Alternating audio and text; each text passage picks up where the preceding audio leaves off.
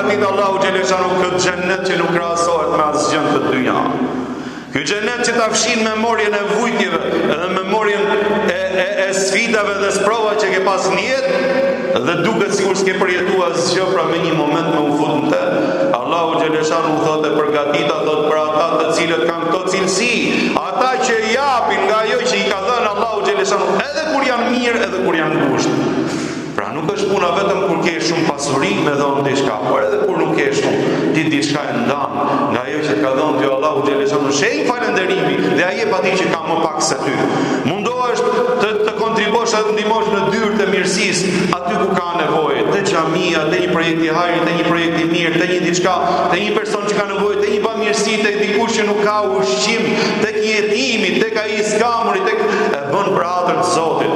Dhe nuk është puna vetëm kur ke miliona të japësh, por se ai e ka karakter dhe e ka të mirën, dhe e ka bujarin në shpirt dhe në zemër, e ka moral dhe e ka sjellje shpirti, e ka bërë karakter të vetes dhe ai e për hatër të Zotit, për hatër të Allahut xhaleshanu.